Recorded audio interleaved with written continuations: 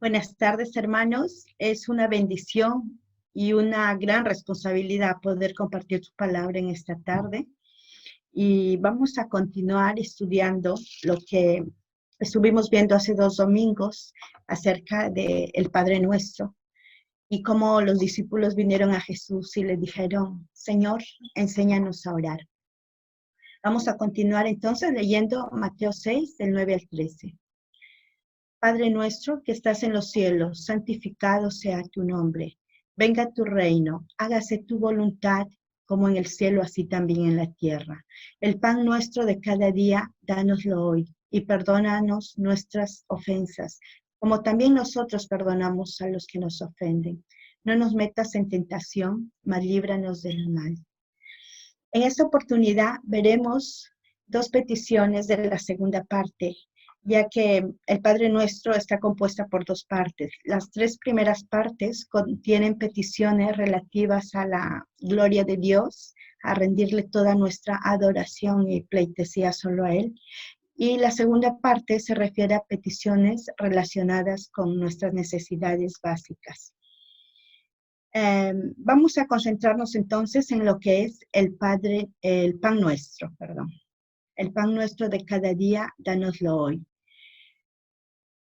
En el siglo XVIII, aquí en Inglaterra, exactamente en Bristol, hubo un hombre de Dios llamado George Mueller, conocido como el padre de los huérfanos. Este hombre contó en sus memorias acerca de una anécdota que en una ocasión en su orfanato de más de 1000 huérfanos amaneció sin comida y la desesperación se apoderó de todo el personal. Pero Müller dijo: no le pido nada al hombre, mi pacto es con Dios. Entró en su habitación y oró: Padre de los huérfanos, falta pan, provéenos, en el nombre de Jesús, amén.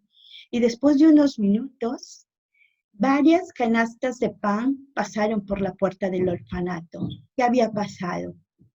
Que el encargado de llevar el pan a la reina había sido rechazado porque estaban demasiado horneados. Entonces, al ser rechazado por la Casa Real, ellos decidieron, para que no se desperdicie, llevarlo al orfanato.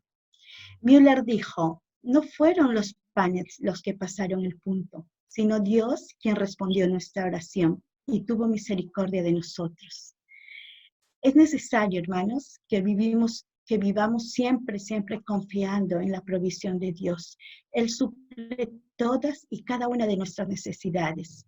En este pasaje de Mateo 6:11, Jesús no solo les está diciendo a sus discípulos que oraran por pan, ya que el pan era un alimento básico en la dieta de los judíos y lo fue para el pueblo de Israel durante su peregrinación en el desierto. En ese instante, cuando se encontraban en el desierto, dice que Moisés empezó a orar porque el pueblo pedía pan, pan. Entonces Moisés oró y Dios respondió esa necesidad de alimento. Dios hizo llover para ellos pan del cielo, el maná.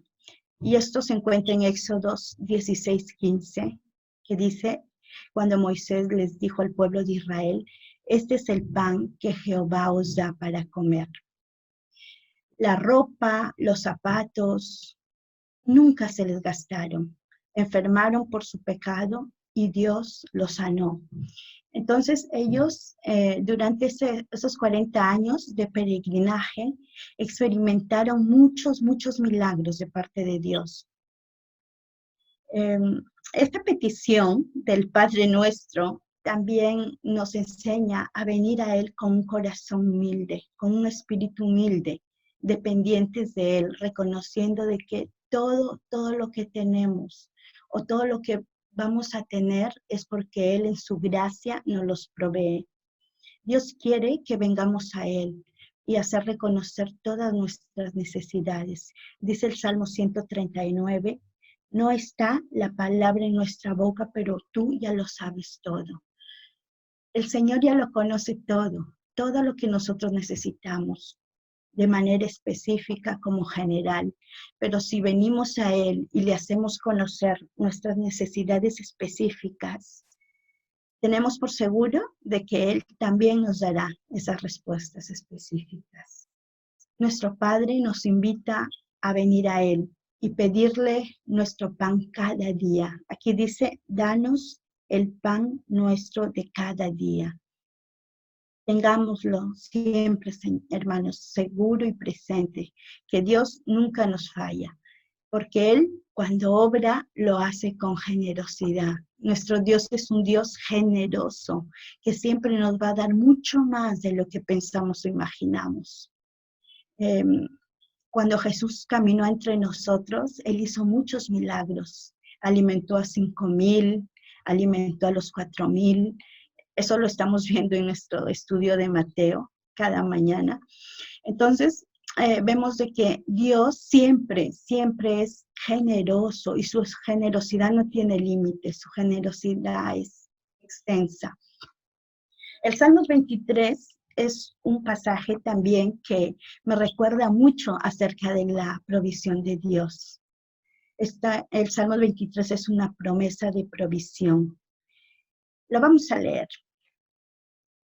Jehová es mi pastor, nada me faltará.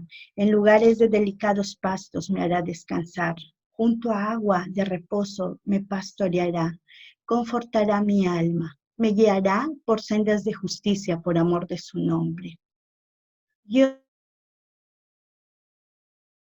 es quien provee para todas nuestras necesidades, sean físicas o espirituales, conforme a sus riquezas en gloria. La provisión divina incluye cosas tan variadas como el alimento,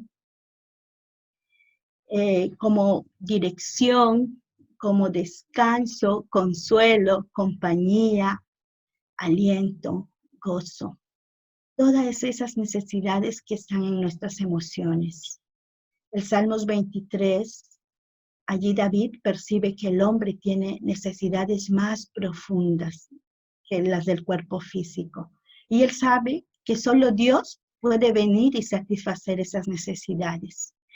El mundo lo que nos ofrece son satisfacer nuestras necesidades materiales, placeres momentáneos, pero solo Dios puede llegar al fondo de nuestra necesidad, al fondo de nuestro corazón.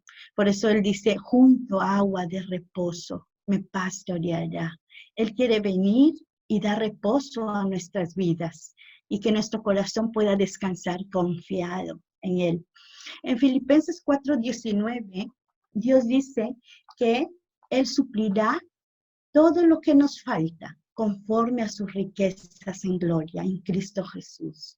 Tenemos la seguridad de que Él es el que provee todo, aunque nos encontremos en medio de una circunstancia económica muy difícil o incluso con deudas. Él siempre va a estar allí si nosotros venimos y le clamamos y le decimos, Señor, ayúdame, ayúdame. Este tiempo está permitiéndonos conocer más a Dios. De una u otra manera estamos conociendo más de Él, de su amor, de su provisión, de su cuidado. Y aún los tiempos que vendrán serán quizá más difíciles, pero tenemos que poner toda nuestra confianza en las promesas de Dios. ¿Y cómo nos vamos a apropiar, tú y yo, de esas promesas? ¿Cómo lo haremos? Creyendo, ¿sí?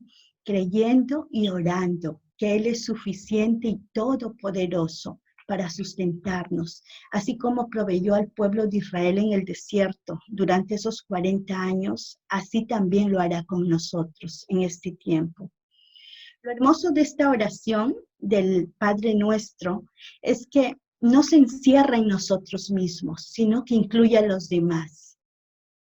Y debemos de orar de manera corporativa, no mirando solo nuestras necesidades, sino la de los demás. A través de esta oración dice, el pan nuestro de cada día, dánoslo a mí, a mis amigos, a mis vecinos, a mis hermanos. Lo podemos orar así de manera corporativa, tenemos ese privilegio en este tiempo de hacerlo, de interceder. Y Dios nos dará todo lo necesario, tanto para nosotros como para las personas por las que le estamos pidiendo. Dios es nuestro Padre y su amor para con nosotros es un amor integral que encierra cuerpo, alma, espíritu, emociones, todo nuestro ser, que abarca todos los aspectos de nuestra vida. En otra ocasión, Jesús en Juan 6:35 va a decir: yo soy el pan de vida, el que a mí viene nunca tendrá hambre y el que en mí cree no tendrá sed jamás. Qué hermoso, ¿no? Dios nos invita una y otra vez a fortalecernos en Él. Él es el único que sacia nuestra hambre espiritual. Él es el pan de vida que bajó del cielo para dar sentido y esperanza a nuestras vidas. Recordemos que cuando vivimos en dependencia de Dios, Él mismo creará circunstancias favorables de bendición para cada uno de sus hijos, así como lo hizo con este hombre, George Mueller. Cada día ese orfanato era sustentado por el poder y la misericordia de Dios y nunca les faltó el pan. Bueno, ahora les invito a continuar en la segunda petición de esta segunda parte, que dice: perdona nuestras ofensas, así como nosotros perdonamos a los que nos ofenden. ¿Cuánto perdón hay en mi corazón? ¿Cuánto perdón hay en tu corazón? El reino de Dios es personal, así como el perdón de nuestros pecados. Recordemos la parábola del hijo pródigo. Por favor, acompáñenme a leerla. La historia se encuentra en Lucas 15. También dijo: un hombre tenía 2 hijos, y el menor de ellos dijo a su padre: Padre, dame la parte de la herencia que me corresponde, y le repartió los bienes. No muchos días después, todo, juntándolo todo, el hijo menor se fue lejos, a una provincia apartada, y allí desperdició sus bienes viviendo perdidamente.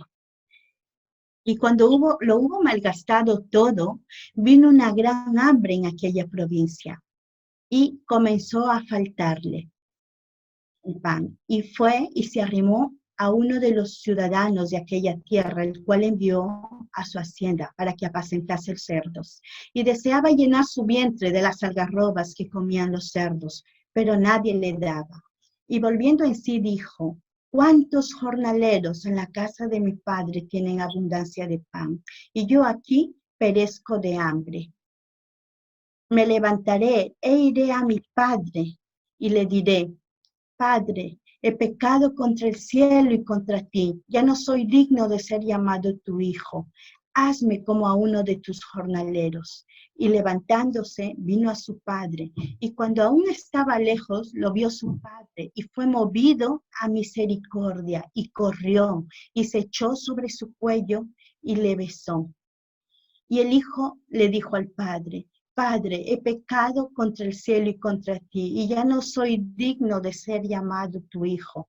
Pero el padre dijo a sus siervos: sacad el mejor vestido, vestidle y poned un anillo en su mano y calzado en sus pies.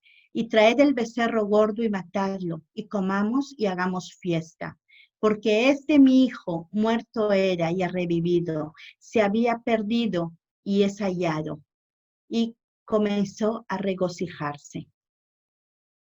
En esta historia, lo que me llama la atención es la actitud de perdón que tuvo este padre, ¿no? Que dice que fue movido.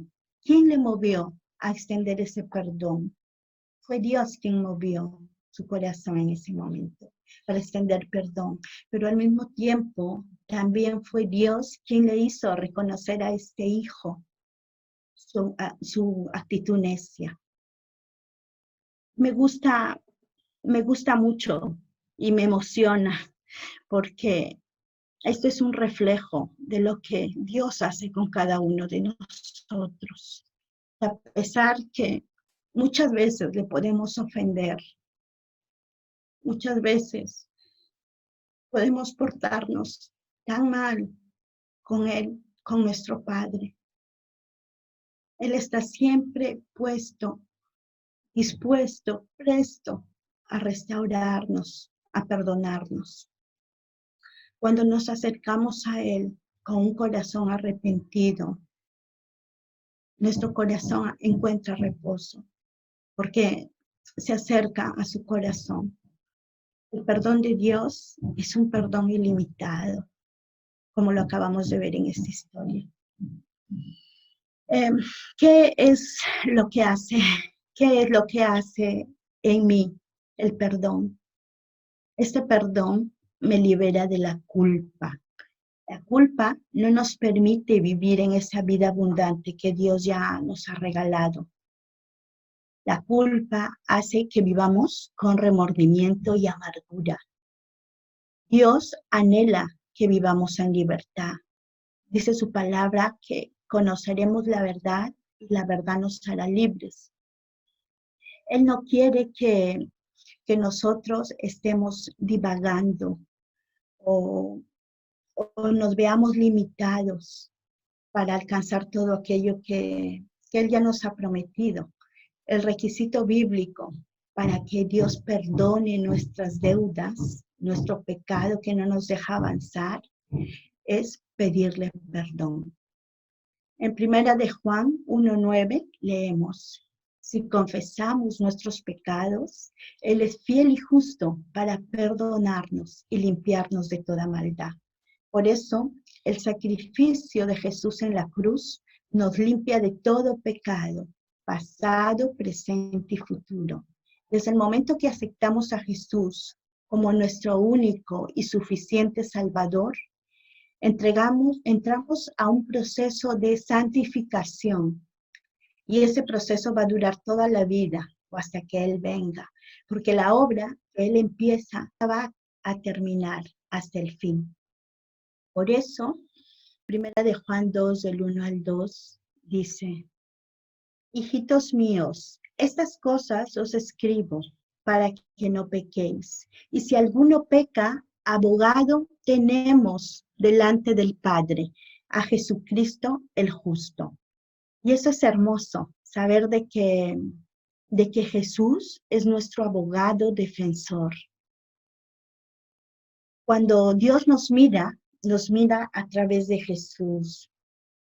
Y por eso podemos decir y afirmar de que el perdón es una gracia inmerecida, es un regalo de parte de Dios a nuestras vidas. ¿Y cómo vamos a ser perdonados? ¿Cómo alcanzamos este perdón? Como leímos antes, ¿no? En 1 de Juan 1:9. Arrepintiéndonos del mal que le hayamos hecho a Dios o a nuestro prójimo. Esta oración del Padre Nuestro es una petición que tenemos que hacer al Padre cada día, porque todos los días estamos expuestos a fallar a Dios, a fallar a nuestro prójimo. Todos los días vamos a ofender o a ser ofendidos. Todos los días vamos a hacer cosas que no queremos hacer, pero también tenemos esa naturaleza pecaminosa y caída que siempre está intentando empujarnos a hacer lo que no debemos hacer. Es importante que visualicemos esta petición de manera personal, yo y Dios, y también en mi relación con mi prójimo. Cuando no perdonamos, la culpa se anida en nuestro corazón y se apodera de nosotros. Vivir con culpa es vivir con remordimiento del pasado. Si nosotros hemos confesado nuestros pecados, Él ya nos perdonó. Dios ya nos perdona y esos viejos pecados están tan lejos de nosotros como el oriente del occidente. están clavados en la cruz, muertos, enterrados y desaparecidos. Y el diablo no tiene por qué venir a acusarnos. Si Dios nos perdona, no debemos negarnos a nosotros mismos ese perdón y tampoco negarlo a nuestros semejantes, así como nosotros perdonamos a los que nos ofenden. Esta oración está en presente continuo, una y otra vez. El elegir el perdón significa que voy a dar lo que me ha sido dado por gracia. No me ha costado nada, no lo he ganado yo para querer retenerlo y no dárselo a mi prójimo o a un hermano o a un familiar con el que tenga alguna rencilla, ¿no? Saben, hermanos, la falta de perdón le da al diablo un punto de apoyo que él necesita para crear una fortaleza en nuestras vidas. Y cuando hay una fortaleza, esta fortaleza va a apagar la voz del Espíritu Santo y va a bloquear mi comunión con Dios. Dios quiere que perdonemos. ¿Y cuántas veces debo perdonar? Le preguntaron en una ocasión sus discípulos. Y Jesús le respondió 70 veces 7. El perdón no es un sentimiento. Así como el amor, el perdón es una decisión. El padre del hijo pródigo, al verlo como su hijo vino arrepentido, decidió extenderle su perdón. Perdonar a alguien que ha hecho algo contra ti, ya sea algo pequeño o una acción seria, puede en ocasiones convertirse en una barrera invisible donde ambas personas están encadenadas. La Biblia es muy clara al respecto, diciéndonos que esto es lo que nos impide nuestro crecimiento. Debemos de caminar en el perdón. No hay ninguna otra condición para no perdonar. A Jesús le preguntaron, ¿no? Eso de Señor, ¿cuántas veces? Pero Jesús se mantuvo firme en decir no. Tienes que perdonar las veces que sean necesarias, 70 veces 7. Porque si perdonamos a los hombres sus ofensas, os perdonará también a vosotros, vuestro Padre Celestial. Mas, si no perdonáis a los hombres sus ofensas, tampoco vuestro Padre Celestial perdonará vuestras ofensas. Cuando Jesús estaba en la cruz, nos extendió su perdón, ese perdón que lo abarca todo, ¿no? Él estaba allí en una cruz y él pudo decir, Padre, perdónalos porque no saben lo que hacen. Y en esa cruz al mismo tiempo él estaba ganando la victoria sobre nuestro pecado. La fuerza del perdón viene de Dios y proviene del Espíritu Santo. Por ello, Esteban también fue otro mártir de la iglesia primitiva, fue otro más, porque hubieron muchos mártires en la iglesia primitiva. Y él pudo decir en Hechos 7, vamos a leer 3 versículos, 55, 56 y 59. Dice, pero Esteban, lleno del Espíritu Santo, puesto los ojos en el cielo, vio la gloria de Dios y a Jesús que estaba a la diestra de Dios. Y dijo, he aquí, veo los cielos abiertos y al Hijo del Hombre que está a la diestra de Dios. Y apedreaban a Esteban mientras él invocaba y decía, Señor Jesús, recibe mi espíritu. Pero Esteban no se queda allí. Si continuamos leyendo, en el versículo 60, dice que la multitud estaba enardecida con él, que crujían los dientes enardecidos.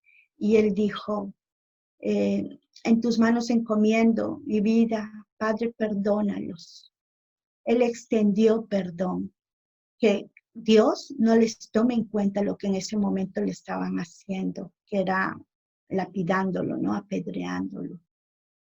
Y Esteban murió libre, murió lleno del amor de Dios, lleno del perdón, porque él extendió ese perdón, aún en ese último momento que estaba ya casi muriendo, ¿no?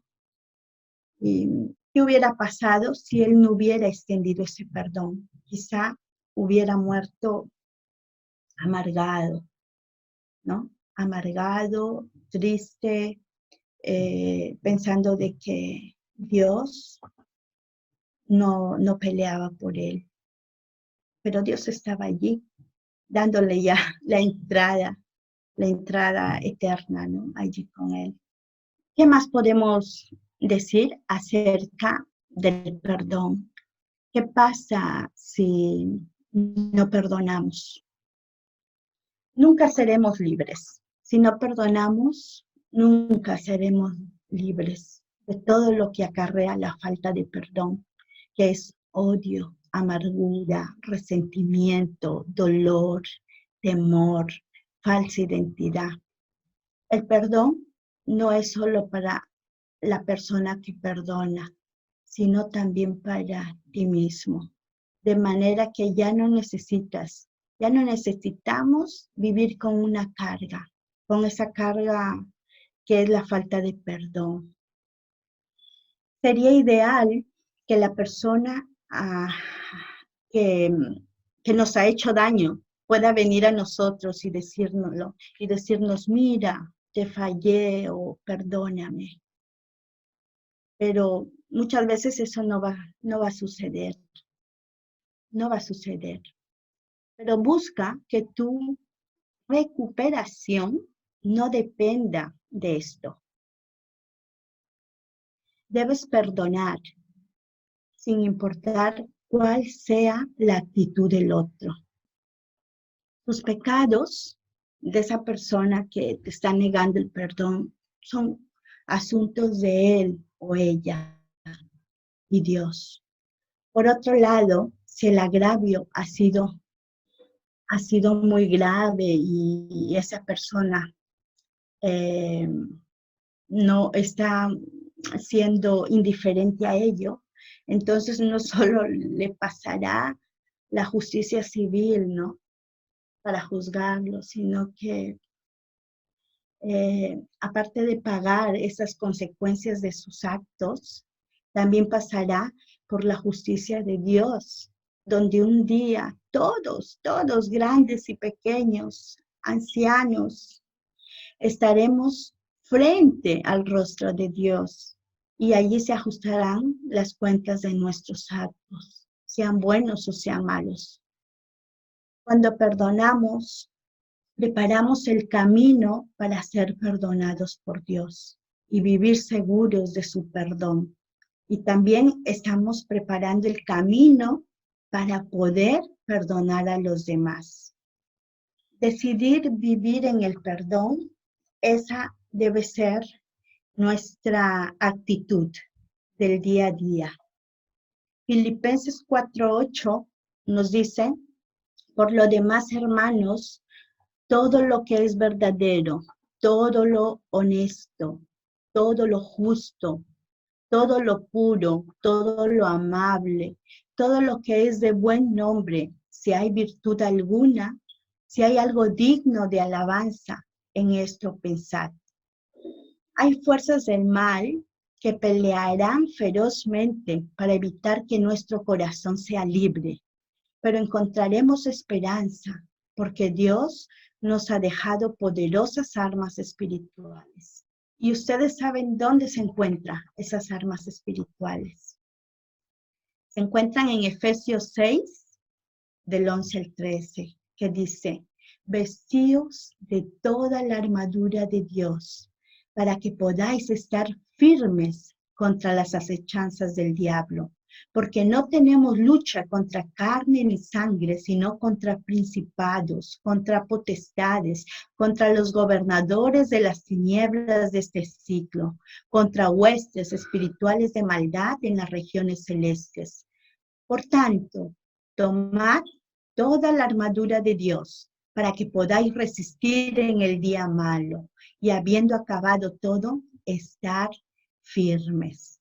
Entonces, lo que aquí Pablo por experiencia nos está aconsejando es de que nos debemos mantener siempre firmes en nuestra lucha. Es una lucha diaria contra huestes espirituales de maldad que siempre están operando a nuestro alrededor. Y debemos de mantenernos firmes en el perdón una y otra vez. Vivir en esta decisión va a hacer de que, primero, Dios me defienda. La historia de los dos deudores, no sé si lo han escuchado en algún momento, ahora lo vamos a leer. Allí podemos visualizar cómo Dios nos perdona todos nuestros pecados para nosotros también poder extender el perdón a otros, porque no hay otra opción, hermanos, no hay otra opción. O caminamos en el perdón o no caminamos en el perdón. Y entonces vamos a ser presas, ¿no?, de las tinieblas. Vamos a leer los dos deudores. Entonces aquel siervo postrándose le suplicaba diciendo: Señor, ten paciencia conmigo y yo te lo pagaré todo.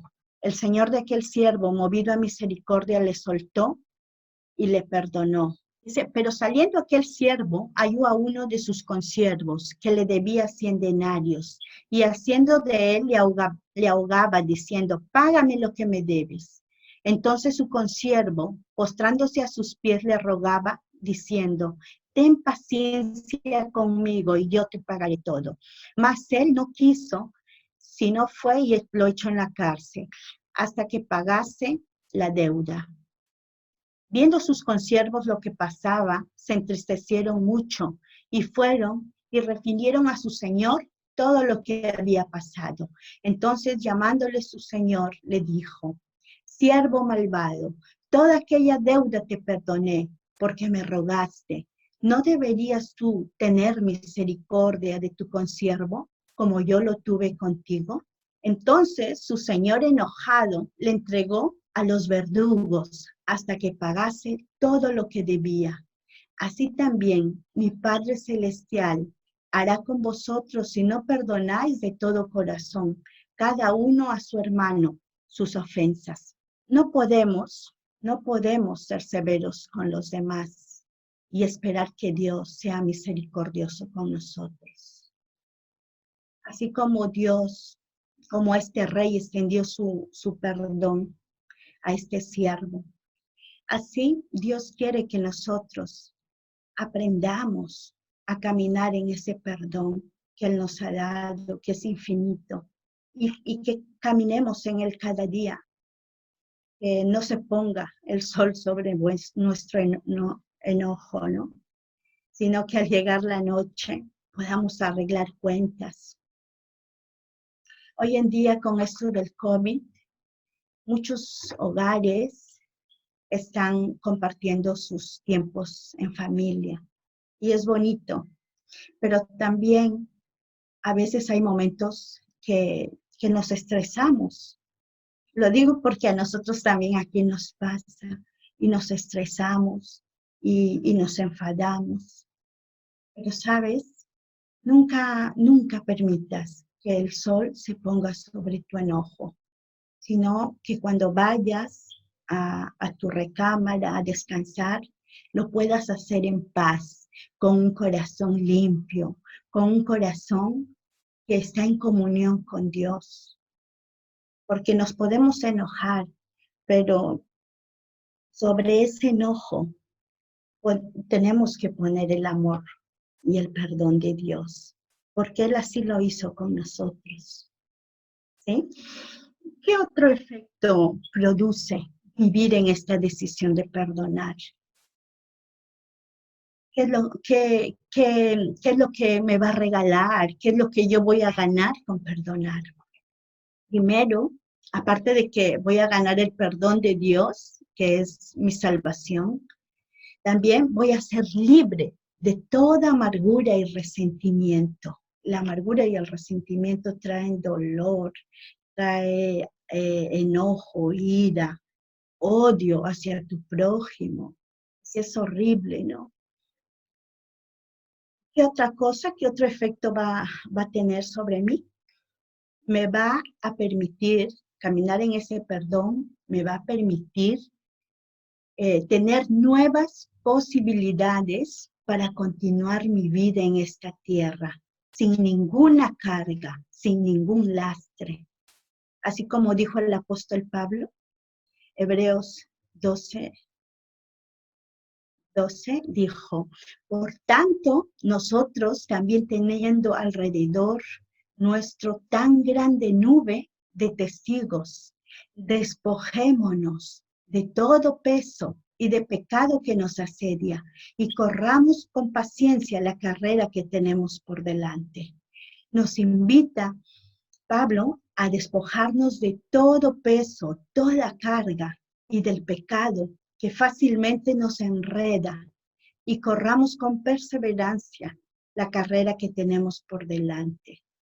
Somos hijos de Dios y Él nos invita a ser sal y luz, tanto en nuestra casa, en nuestro trabajo, en nuestro centro de estudios, donde nos encontremos, ¿no? Él nos invita a ser sal y luz. ¿Qué otro efecto produce el caminar en perdón? Es que Dios me va a extender su perdón cada día. Perdonamos, Dios nos perdona y nosotros también aprendemos a perdonar, ¿no? Por eso dice, perdónanos nuestras ofensas, así como nosotros también perdonamos a los que nos ofenden. En la medida que pedimos perdón por nuestros pecados, también debemos asegurarnos que hemos perdonado a los que nos han ofendido, porque si no, esta oración no sería real.